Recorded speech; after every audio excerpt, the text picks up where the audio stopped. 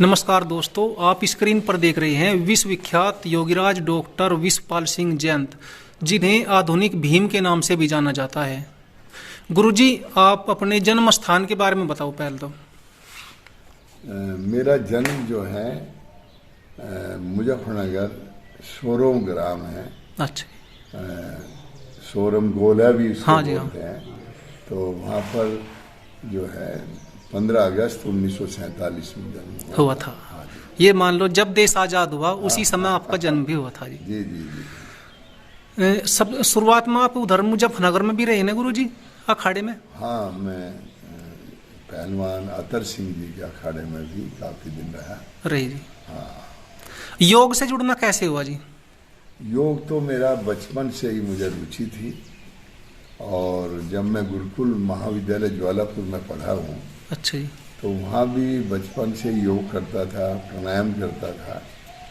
और जब मैं 4-5 क्लास में पढ़ता था, तो मेरे एक साथी ने मुझे पीट दिया।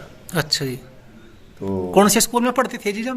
गुरुकुल महाविद्यालय ज्वालापुर जी, हरिद्वार में।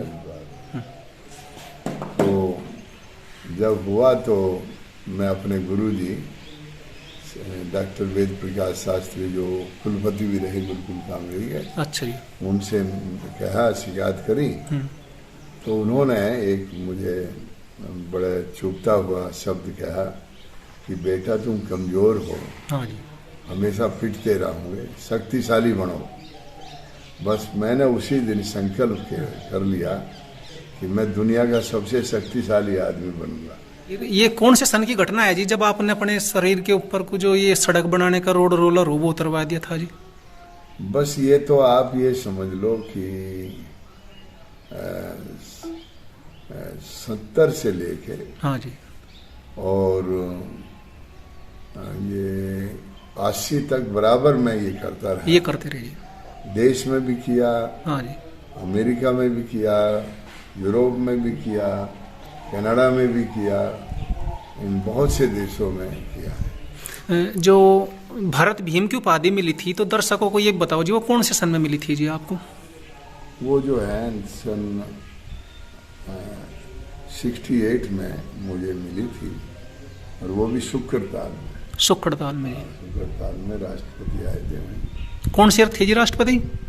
वीवी गिरी। वीवी गिरी जी। उसके बाद में और कौन कौन सी उपाधि है जी आपके पास में जी? वैसे तो फिर बहुत हैं। हाँ जी। जैसे वीर भरत। अच्छा जी। और एक कनाडा वालों ने दी। हाँ जी। हिंदू वीर सम्राट। अच्छा जी। और व्याम विशारद, व्याम आचार्य। हाँ जी। तो ये हैं, लेकिन मुख्य ये थी। और मेरे जीवन में मैंने फ्री स्टाइल कुश्ती भी का भी अभ्यास किया। अच्छा जी। और ज़्यादा नहीं किया। हाँ जी। 10-5 कुश्ती लड़ी है जी। जुड़े। हाँ, नहीं, दारा सिंह वगैरह मैंने असल में मांसाहारी पहलवानों को चैलेंज किया था। ठीक जी। और उसमें यहाँ पर एक बार भारत में जल्लाद अरब, अच्छा जी, पहलवान आया था। उसका नाम ही जल्लाद अरब था जी। और उसने यहाँ हिंदुस्तान में आके चैलेंज किया था, कोई भी भारत का घी दूध खाने वाला मेरे से लड़ाई कुश्ती लड़े। लेकिन उससे कोई भी लड़ने को तैयार नहीं हुआ, क्योंकि वो 7 फीट लंबा, हाँ जी, और उसके अंदर करीब 250 किलो वजन। हाँ जी। तो टाइगर जीत सिंह, ये भी वर्ल्ड चैंपियन रहे। हाँ जी। तो वो मुझे जानते थे। वो मेरे पास यहाँ आए, कह ले भाई भीम, वो भीम कहते थे मुझे, कह ले भीम तुम्हें लड़नी कुश्ती। मैंने उनको बहुत मने किया, मगर भाई मैं तो यहाँ जंगल में पड़ा हूँ। वो बोले नहीं भीम, तुझे ही जाना है, अभी 1 महीना है कुश्ती होने में, और मैं अभ्यास कराऊंगा, लुधियाने में चलो। तो हम लोग चले गए वहाँ, थोड़ा सा अभ्यास किया, खुराक ली, सब कुछ किया। वो जिम खाना स्टेडियम में वहाँ वो कुश्ती हुई, और 35,000 लोग देखने वाले थे, भीड़ हाँ बहुत जी। थी।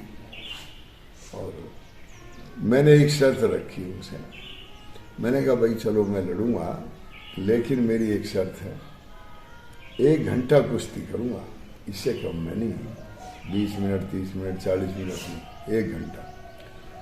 तो कहने जी 1 घंटा तो बहुत ज़्यादा होता है, तो उन्होंने 50 मिनट की कुश्ती निश्चित करी। अच्छा जी। और वो जो है कुश्ती हुई, मैंने देखा कि वो मेरे से बहुत भारी, हैवी, ताकतवर सब कुछ था। मैंने यही विचार किया कि इसको थकाना चाहिए पहले। वो 40 मिनट तक मुझे पीटता रहा और मैं भागता रहा, दौड़ता रहा, उसे थकाता रहा। जितने जनता बैठी थी 35,000, वो सभी मुझे गाली दे रही थी, कहना भीम जब तेरे में जान नहीं थी तो यहाँ क्यों आया लड़ने। हाँ करके वो थक गया था पूरा। बस मैंने प्राणायाम करके सारी ताकत एक जगह लाया और मैं उसके यहाँ खोपड़ी में एक जो है मारा, वो लगते ही उसको, और वो अखाड़े से बाहर, वो फिर 9 गिनती से फिर आ गया अंदर। फिर मुझे भी आश्चर्य आज भी हो रहा है कि इतना वजनदार आदमी मैंने एरोप्लेन डाउन करके हाथ से ऊपर उठा लिया, घुमा के उसको नीचे गिर के उसकी छाती में बैठा। तो वो फिर उसने जो है रेफरी से कहा कि मैं हार गया। गुरुजी आपकी वो जो डाइट थी वो क्या थी जी उस समय? उस समय मेरी डाइट थी, मैं 100 बादाम। दूध कितना था जी? उस समय दूध मैं 5 किलो दूध लेते थे। और घी जी? घी मैंने हमेशा कम खाया। कम खाया जी। हाँ, लेकिन और चीज़ें खूब लेता था, जैसे फल ले हाँ लिया, वो यही डाइट थी मेरी। जड़ी बूटियों का भी आपको बहुत ज़्यादा ज्ञान है जी, तो इससे कैसे जुड़े और कहाँ? जड़ी बूटी तो मैं आयुर्वेद भास्कर हूँ, आयुर्वेद आचार्य किया है। तो वैसे भी, और मुझे बड़ा शौक रहा है, ये जो पहाड़ी आप देख रहे हैं यहाँ चारों तरफ, तो यहाँ पर मैं जाता रहता था और जड़ी बूटी ढूंढ के लाता था।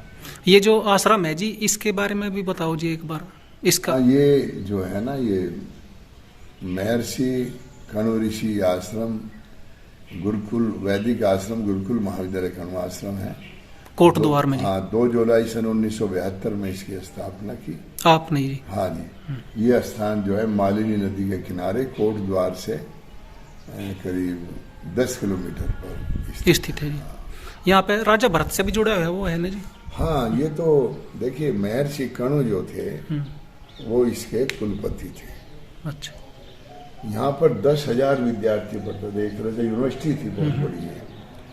और तभी जो है शकुंतला, मेनका की पुत्री शकुंतला को आश्रम के किनारे कहीं छोड़ के वो मेनका चली गई। यहाँ गुरुकुल के बच्चे गए और उसको उठा लाए, और उसका नाम जो है कण्व ऋषि ने शकुंतला जो है रखा, और उसका यहीं लालन पालन सब हुआ। उसके बाद महाराज दुष्यंत आए, उनसे गांधर्व विवाह हुआ, उसका बेटा वीर भरत, जिसे हमारे देश का नाम भारतवर्ष पड़ा। तो ये बहुत ऐतिहासिक जगह है जी।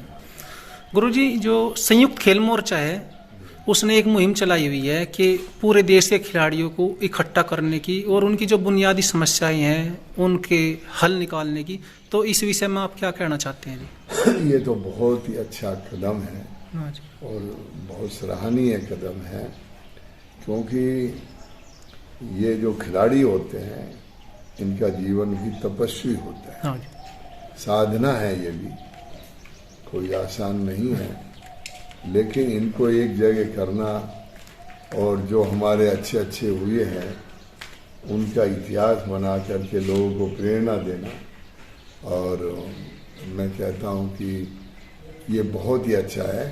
आज हमारा देश खिलाड़ियों की दृष्टि से अभी भी बहुत पीछे है ना जी? हाँ जी। जबकि इसको बहुत आगे होना चाहिए। तो मैं समझता हूँ ये कार्य बहुत अच्छा है, और इससे भारत को ही नहीं सारी दुनिया को लाभ मिलेगा।